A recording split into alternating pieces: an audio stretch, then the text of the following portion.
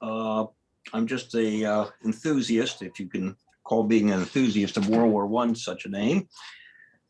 I think everybody knows what happened on June 28th, 1914. I want to show some of the things and places associated with it. One of my biggest frustrations has been finding things, so I have a lot of maps I'll be throwing up to show you where they are. I've been to Sarajevo twice, 1988, after some difficulties going to a communist country, as my security people told it. I managed to get to Dubrovnik, rented a Yugo to drive 4 hours each way, that's with a tailwind, to Sarajevo and back. Spent less than an hour in Sarajevo, and everything you ever heard about the Yugo automobile is wrong. It's worse. 2010, after what I called the Third Balkan War of 1992 to 95, I made another trip with a guided tour. Couple things about visiting Sarajevo. Please keep in mind my experience is a good decade old. I know the Cyrillic alphabet, so I could read a few things that I might have missed otherwise, but it's not really essential. I did find German very useful, especially with cab drivers who didn't speak English. If you're going to someplace they might recognize, like Hotel Holiday Inn, no problem. If you want to go somewhere else, it's really nice to know the German. My German is not perfect. It's not extensive. It's mostly conversational. It's enough to get me by or to get me thoroughly lost, one of the two. If you're wondering about the logos at the top of the screen, the upper left is the Sarajevo city seal. The green triangles are the mountains surrounding the city. The middle, the medieval walls and gates, and the bottom are the bridges over the Miljacka River, which traverses the city. And this bears a striking resemblance to the Latin bridge, which you'll be seeing a good deal of. The other is the Black Hand. I'm not going to attempt to pronounce the Serbo-Croatian name. It means unification or death. The Black Hand goal was to establish a country of the South Slavs. Yugoslavia means South Slav, and an independent Serbia. They were hardcore revolutionaries and terrorists, as opposed to the Sarajevo conspirators who were rank amateurs.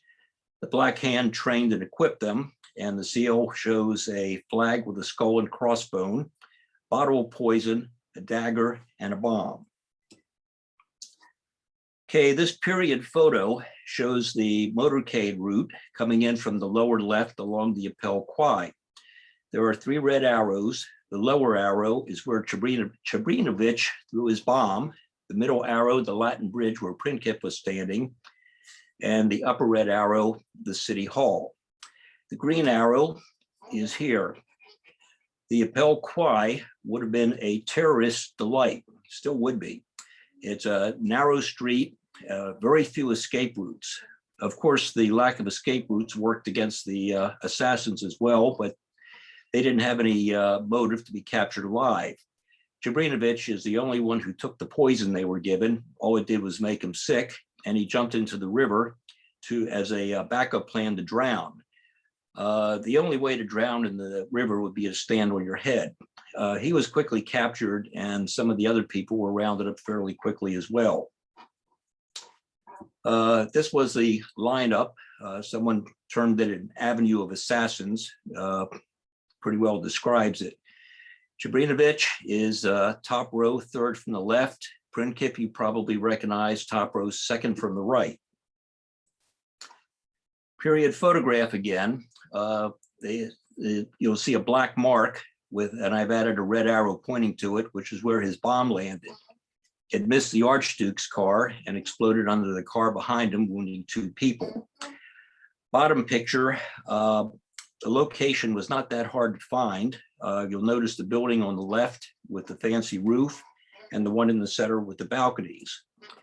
Here they are in 2010, seen from the opposite side of the river. The red explosion mark is about where Čebrinović's bomb landed. I looked around for any kind of marker or sign, but couldn't find one. The Latin bridge is very distinctive. under Tito's regime, and I think it was in 1953. It was renamed the Princip Bridge. Following the fighting there, it was renamed the Latin Bridge, what I term the de-Serbification of Bosnia and Herzegovina. If you look over on the right side, you'll see a fellow in a red t-shirt and blue jeans heading toward this area. Princip was initially standing on the southwest corner.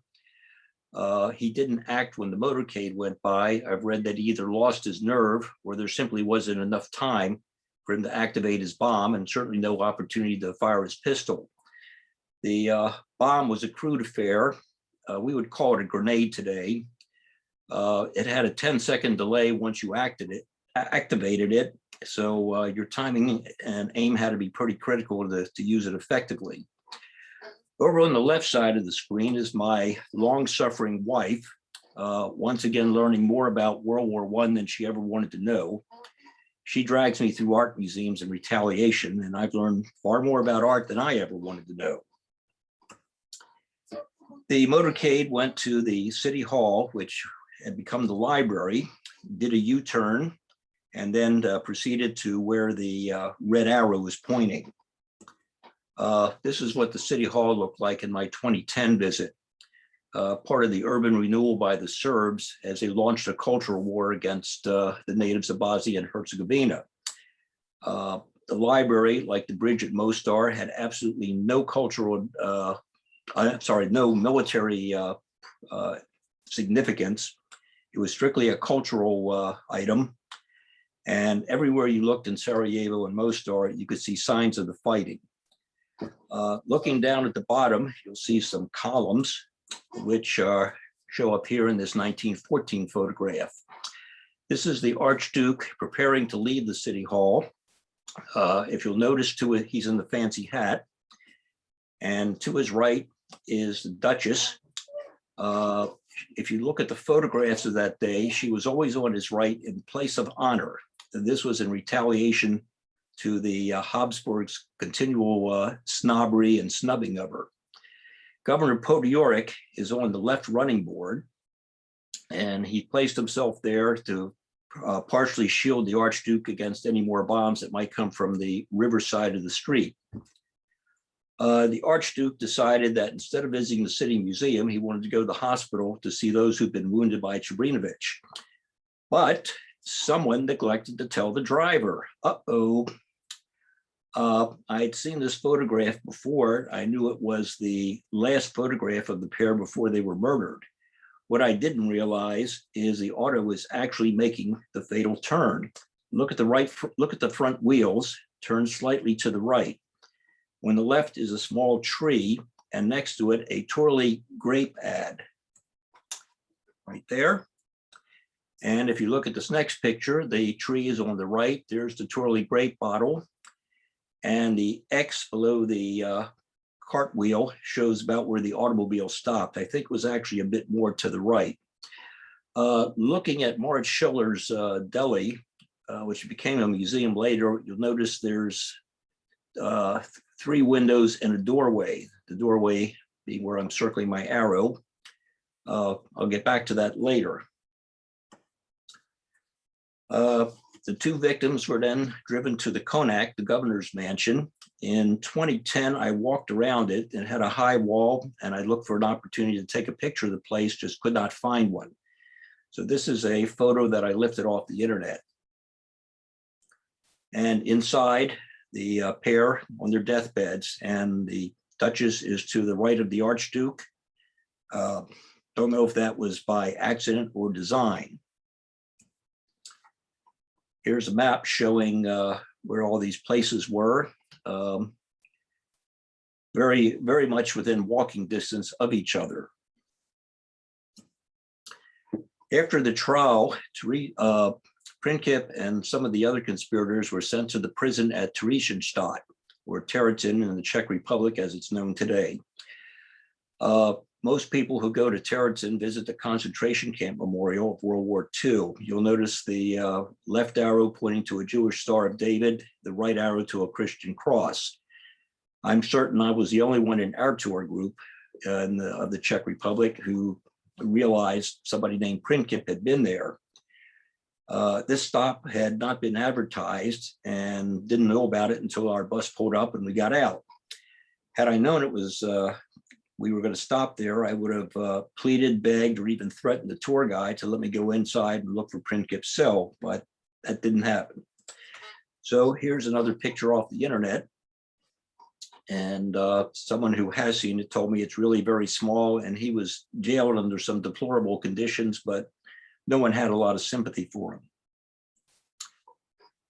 him. Chapel of Vidovdansky Heroes. Vidovdansky is the feast of, let me find my notes here. Okay, Feast of St. Vitus. It was also a memorial day for the martyrs killed in the Battle of Kosovo, 28 June 1389, where the Serbs lost their freedom to the Ottoman Empire until 1919. So the choice of date was a double slap in the face to the Serbs. Prinkip died in prison on 28 April 1918. His remains were secretly buried at Theresienstadt. Those of fellow conspirators who were executed and were buried in unmarked graves, as well as some of those who died in prison. In 1920, the followers supposedly located all the remains and reburied them in a common grave at St. Mark's Cemetery in 1920. This picture raises a lot of questions. I've translated it as best I could, the Vidovdansky heroes and the names. I can only say three things with any absolute certainty. Number one, Prinkip remained is in the crypt. Second point, the 9 conspirators in the next 3 rows all were either executed or died in prisoner. The bottom name, Zerachik, was a terrorist who died in 1910 of self-inflicted gunshot wounds after a botched assassination attempt. Although he wasn't one of the Sarajevo conspirators, he served as an inspiration to them. Now, how many of these people, if not all of them, are actually in the crypt, I don't know. I have found conflicting information, including a number of sources that quote 12. Having passed 3rd grade arithmetic, I can only count 11. I have to wonder here if this is the tyranny of the printed fact. Something gets put in print and gets repeated endlessly without anybody ever verifying whether it's actually correct or not. So whether some or all of them besides Prinkip are buried here, I don't know and cannot answer that. Please don't question me on it because I can't answer it. Okay, here's a map showing the cemetery. The Olympic Stadium is a modern day location aid, and I've thrown the City Hall in as a reference point. And don't ask me to pronounce the place names. All right, the crime scene became a political football starting in 1917. Unveiled on 28 June, anniversary of the 3rd attempt on the 3rd murder of the Archduke and his wife. You'll notice a rectangle plate in the street. That's where the auto stopped. There's something on the plate. I have been unable to identify what it might be. Across the street, you'll see this memorial, 2 columns with crowns up top, the dual monarchy, the Austro-Hungarian Empire. And here, over to the right, I've got a blow up of a rendering of the Archduke and the Duchess. Down below them is something else. I have no idea what that is. I've been unable to find out. This memorial didn't last very long. It was taken down at the end of 1918 with the dissolution of the Austro-Hungarian Empire. This was Schiller's Cafe in my 1988 trip. It's a Mlada Bosna Museum, which was started in 1953 by Tito. At the top, Cyrillic is Mlada Bosna. Young Bosnia was a intellectual student group, had the same goals as the Black Hand, a Yugoslavia and a Serbia, but it was not devoted to territory or terrorist operations. Down here is a sign, a placard that I'll be referring to in a few minutes. If you notice the museum, this was a doorway, this third window from the left, and this was a window here that's now all bricked up, as are the windows along the side. Here's what it looked like in 2010. It had reopened in 2007 after the fighting. The facade of it has been redone. It now says simply museum in Latin letters, not Cyrillic, and in 2 languages. The windows have now been restored, and you can see there are displays in them. If you look above, right around here, I think this is some battle damage. Looks like a possible bullet hole here and one here. And if you were to walk down the street toward the city hall or the library, you would see a lot more signs of the fighting of the 90s. Plaque was put up in 1930. You can read that. And in 1941, the German army invaded Yugoslavia and removed the plaque and sent it to Hitler as a birthday gift. His birthday was April 20th. In 1945, after the end of World War II, the plaque was replaced, and you can read the inscription on it. And a lot of nationalism and reference to Princip and his comrades. In 1953, when the museum was opened, this is what the plaque looked like, totally in Cyrillic. This is the one I saw in 1988. It was taken down in 1992 by soldiers of the Army of the Republic of Bosnia and Herzegovina, and they destroyed it. In 2004, it was replaced with this one, 2 languages, all in Latin letters. And there's no nationalism in the inscription. It's simply a statement of fact. 1953, when the museum opened, there were some concrete footprints where Princip is believed to have been standing.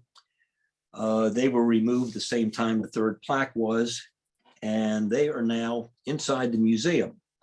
At least they weren't destroyed, but they're not readily visible. Here's some pictures from inside the museum. There's some mannequins showing the Archduke and the Duchess, excuse me, departing the City Hall.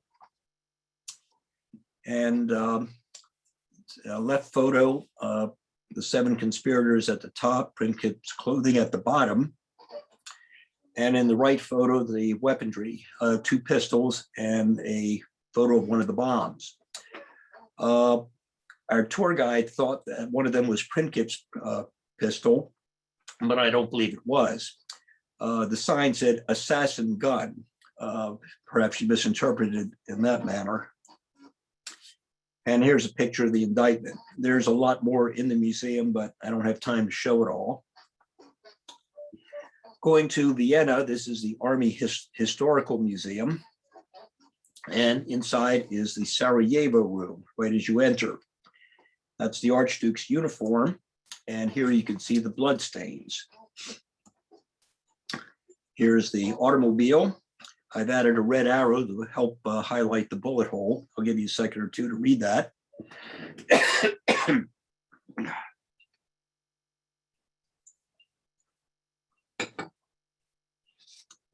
Moving to the rear of the auto, there are 2 scars from Trebrinovich's bomb. And I love this. The license plate shown in the left photo is very faded. But if you look, by chance, there's a similar angle from 1914, and I put a blow up over here. And this is fascinating. The license plate A111-118 has the same numerals as the date of the armistice on the Western Front. Interesting quirk of history. In this photo, here's the Archduke. You can tell by his plumed hat, leaving the auto and entering the City Hall. Going back to the Army Museum, this is Princip's gun. The bullet to the left, I do not believe was the one that killed the Archduke. From what I've read, it's in the palace at his castle at Konopíšť in the Czech Republic. I went to Konopíšť and there was no photography inside. I did not see the bullet, but I'll have to confess that I didn't know it was there, so I really wasn't looking for it. This is another picture off the internet. You'll see the river in the foreground. I was on the other side of the river and couldn't get as good a view as this one. Back in Vienna, this is the Kaisergruft, the imperial crypt. Inside are the emperors and empresses of the Austro-Hungarian Empire. Front and center, Franz Josef. On one side, his wife Elizabeth, and on the other, his son Rudolf. As many of you know, it was Rudolf's suicide, which put Franz Ferdinand in line for the throne. Because he had married a commoner, neither Franz Ferdinand nor Sophia were allowed to be buried in the Kaisergruft. So they were sent to Schloss Artstetten, which was owned by the Duchess. German, there are two words for castle. Burg is which means city, is a fighting castle used for warfare and defense. Schloss is a palace, which is used for as a residence and for entertainment. Here's Schloss Artstetten. It's about 50 miles west of Vienna on the western outskirts of Artstetten-Purbring. To the east, about 10 miles, is the magnificent abbey at Melk. So if you're in the neighborhood, you can do 2 for 1.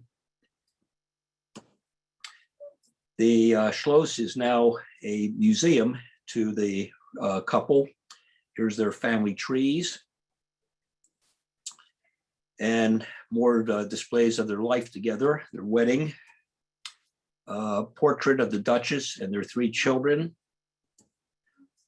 several displays of various mementos of their lives together, and of course, the person who put Sarajevo on the map, that's Princip's fingerprint card on the right,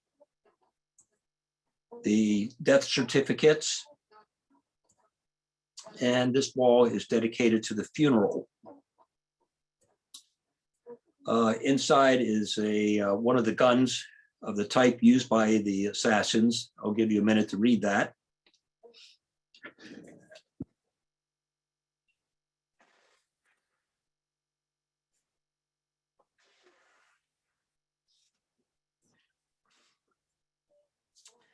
And beneath the church of the Schloss is the crypt. Oh no, I'm having a problem here. There we go. There are the coffins. And in the summer months, you can view them for a few minutes. My wife and I were the only visitors present during our trip. And I just thought it was a shame more people don't know about this and pay homage to it. The Schloss is, as I mentioned, is on the western edge of the town. And between the western edge and the Schloss is the War Memorial. The left-hand photo, you can see the church above it, and the memorial is a little difficult to see because it blends in with the trees. But quite fitting, lists Franz Ferdinand and Sophie as Archstetten's first 2 victims of both world wars. Melanie, that concludes my presentation. You want to take it from here? Yes, just give me 1 second, Steve. And so you can do the stop share if you don't mind. Let me see if I can find it. Should be at the bottom there. Yeah. Oh, here it is. I found it. Stop share. There we go. Thank I have you, a couple Steve. of points to bring out, Steve. Gavrilo Princip was not executed by the Austrians. He died. No. He died in prison. tuberculosis. He had Yes. tuberculosis of the bone. But I also, one other point, I think one of the conspirators who was a Muslim escaped and went to Bosnia, or excuse me, to either Albania or to yes. another part. That was Muhammad Mehmet Medvedchik, can't pronounce it. Yes. He escaped, was captured, and he was tried along with 3 members of the Black Hand who were executed. He received 15 years, but was commuted and released in 1919. Right. Don't have too many more details than that. Yeah. Whatever happened to their 3 children? I know they were imprisoned by the Nazis in a concentration No, one was camp. not. One was the female Right. lived in Switzerland. She had gone to Switzerland, and Hitler was absolutely awful to the other 2 boys, the 2 young men. It's just a sad commentary about him and what he did to those 2. But one did survive in Switzerland, and that was the daughter. Okay, thanks. Yeah.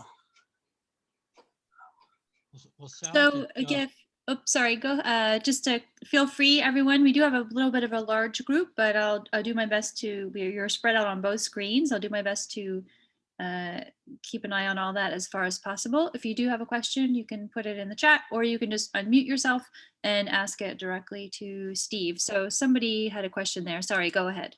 did the 2 boys survive World War II? Yes. Yes, they did. They did.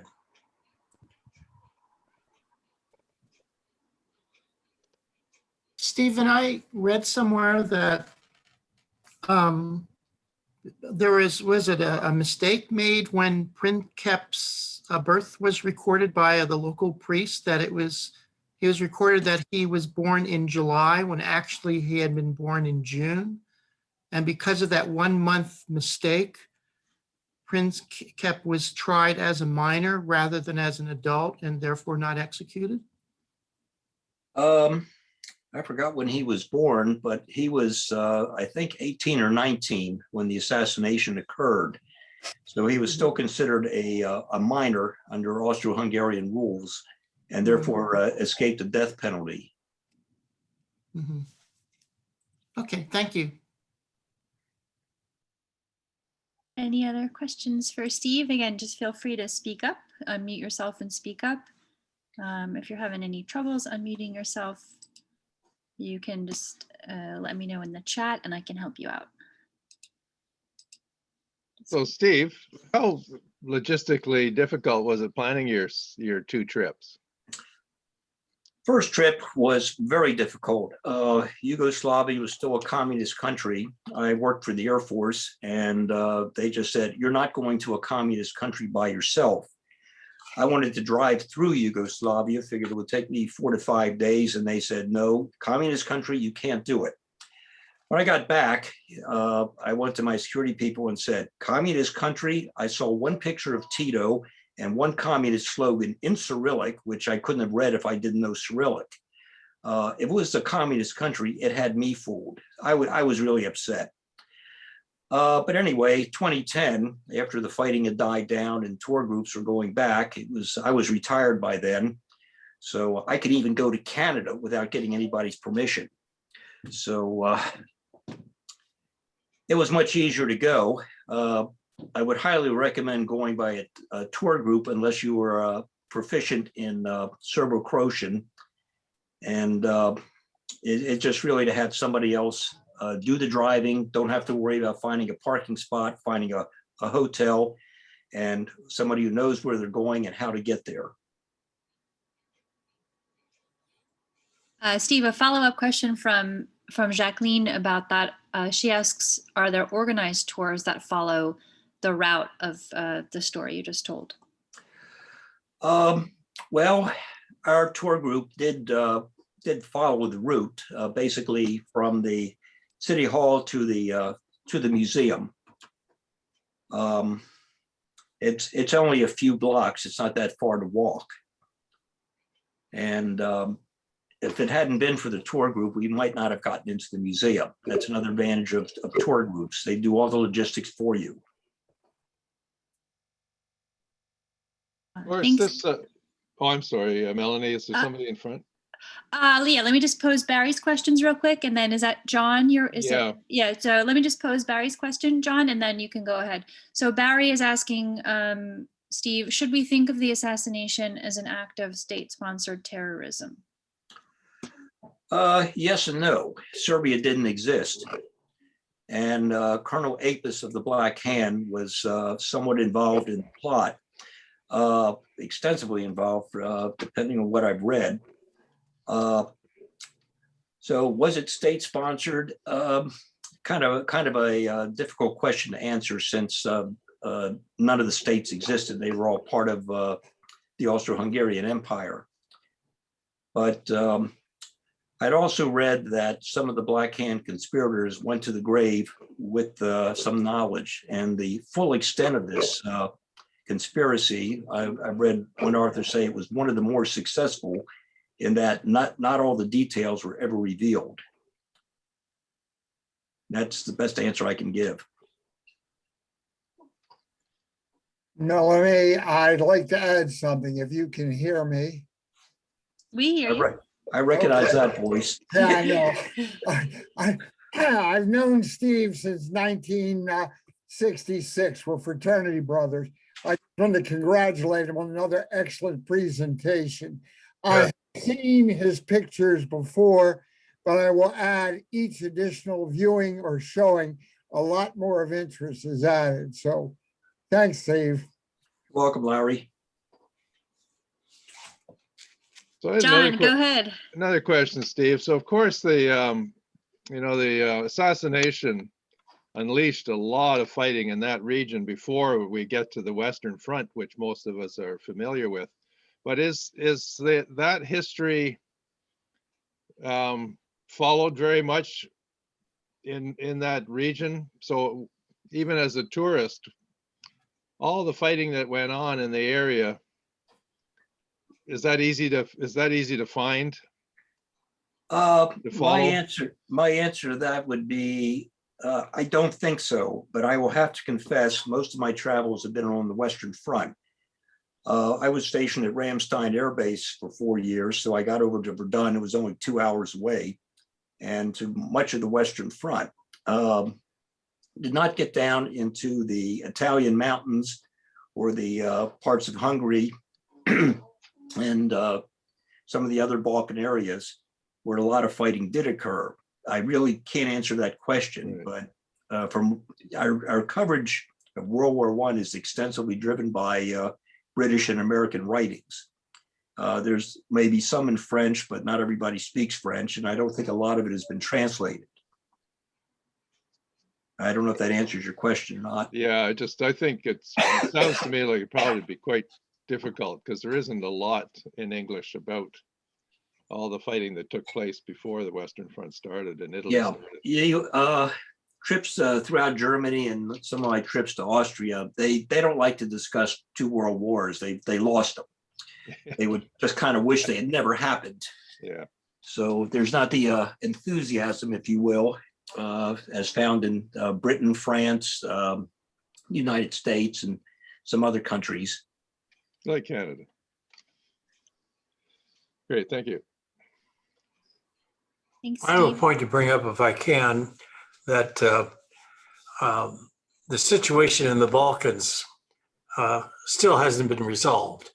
I mean, if you look at what the Balkans looked like in 1914, here it is 2021, and it says broken up as it was in that time as well, which means that no matter what the effect of World War I in unifying the southern part of the Slavic areas there, it didn't work, and it still doesn't work. I incidentally made my first trip in 1970, Steve, and I bought my first Volvo, which I still have, not that one, but I still have a Volvo. And I thank that I had that car. When I drove down there, like you said, you're not even aware it was a communist country. I thought everything was as normal as can be. But then I drove from Yugoslavia over to Hungary and to Czechoslovakia. And there I did meet the full brunt of what I would call a communist ideal world. But nevertheless, in driving through the then Yugoslavia, there was very little emphasis on the role of that when I was in Sarajevo. You know, I had to even ask people, and like you, what bits of German I knew, I could get around it. I asked people, where was this? Where was this? And most people didn't pay much attention to that incident that occurred on June 28th, 1914. It's just past history. And I have a comment about my grandparents. My mother's parents came from Galicia, which was part of the Austro-Hungarian Empire. They're Ukrainians. They didn't know each other there, but they met on a boat coming over here. So I've been reading as much as I could about Austria-Hungary, and surprisingly, there isn't that much, quite frankly. But one of the things that struck me recently was the peoples in the empire all maintain their own ethnic individuality for all the centuries of being in the empire, as much like they have in the Middle East. And whereas the United States, we have become a melting pot. I mean, if you examine your own families and their marriages over the last your lifetime, people now have multiple ethnic backgrounds. In other words, we intermarried and adopted our system, if you will, but there they didn't. They maintained, every village was separate. If you were Serbian Orthodox, you were still Serbian Orthodox. 100 years later, if you're Ukrainian Catholic, like my family was, and by the way, Catholic priests could marry in the Ukrainian tradition, they maintained their culture for centuries. And so everybody did that. So the only loyalty they really had was to the emperor, to the Habsburgs, who maintained, it's an empire, you know, remember, it wasn't a state in the sense of we have today. So I don't know if we've done enough study about Central Europe. It plays a huge impact in Europe. I mean, after all, the Austro-Hungarians prevented the Ottoman Empire from taking over several times throughout their history. But I mean, all these peoples literally have been at war each other, from what I can see, for centuries. The Poles, the Germans, the Czechs, the Slovaks. And the only thing that kind of held everybody together was this overriding empire and the structure they put in place. But people still were able to be successful in the empire. I mean, if you were a bright kid who was a Ukrainian or Jewish or whatever, you could rise in the Austro-Hungarian Empire because the loyalty was the Habsburgs and the empire. That's what the loyalty was. That was the glue that held you together. So anyway, that's just my observation. If I may, can I mention just a book that is available? Tim Mulligan here. There's a book that was published by the Contemporary Austrian Studies Institute it's based out of New Orleans, published in 2014 on the centennial anniversary of World War I. It's a collection of essays, 1914, Austria-Hungary, the origins and the first year of World War I. It's in English. Nice collection of essays that deal with all kinds of aspects, including what was the experience of the Austro-Hungarian soldier the first year of the war, because that first year was a disaster. The Austro-Hungarian invasion of Serbia was a complete fiasco. And you've got a lot in here on that topic. So it's a little bit hard to find, of course, but if you Google it, I'm sure the University of New Orleans Press in New Orleans published it. So very good book. If you're interested in the general topic of what happened on the Southeastern Front of 1914, 1915, I would strongly recommend this book. Thanks. Sure. Steve, one more point I forgot to mention, and I don't want to monopolize it. Yeah, we do have another question There's once a you're done. Hollywood Sal. film on this assassination. Did you know about that? I'm not sure. I've seen. Well, there's the famous Austrian actor whom I don't remember his name, but he's well known. He and his sister were both actors, and I keep forgetting he died recently. But there is this film, and it's very pro the assassins and the idea of creating a new Yugoslavia. But I urge you to see this film. It's not bad. I think I might have seen it many years ago. I don't remember a whole lot about it. Yeah. Sorry, Melanie, I didn't mean to interrupt like that. Yeah, I usually- I think one of the reasons the Serbian general staff wanted to assassinate the Archduke, aside from the fact that he represented the empire, from what I've read, he didn't so much like the Serbs as he hated the Hungarians. Yes, that's he- true.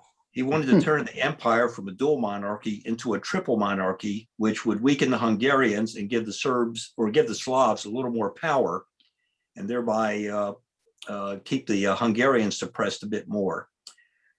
Who was it? Metternich, who said if the Austro-Hungarian Empire didn't exist, someone would need to create it. Yes, he did. A polyglot army where you might have to know 7 languages in order to command your troops. Well, you had to know when you were in the Austrian army, whether you're from other parts that didn't speak German, you had to know 200 words in German. Most of them were military terms and numbers. You were supposed to have already known the numbers in German, but you had to know 200 words of military expressions. That was part of the requirement. And one of the 2 of them were "don't shoot." I don't know what the words were. I Nick don't know what the Sheeson. word- Okay, we have one last question here from Bradley, who is asking about the 2015 statue to Princip in Belgrade and the Serb-Croat Bosnian politics that still surround the assassination. I've been to Belgrade, but I did not see that statue. While in Belgrade, the Serbs never missed an opportunity to tell us how unfair it was of NATO to bomb them, but nobody else during the war. They didn't get a lot of sympathy from anybody in our tour group.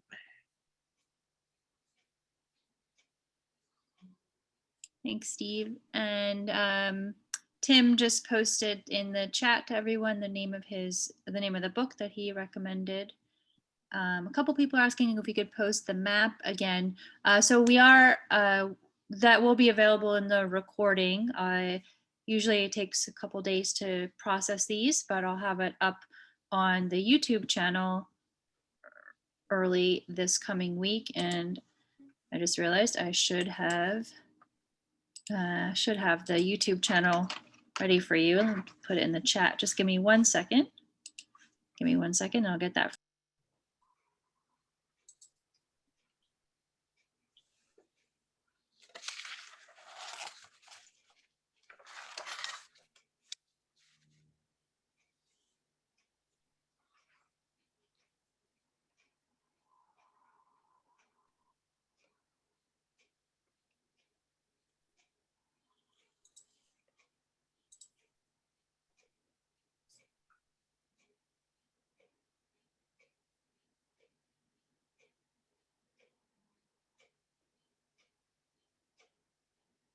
Well, while we're waiting, I have one other observation here in Michigan.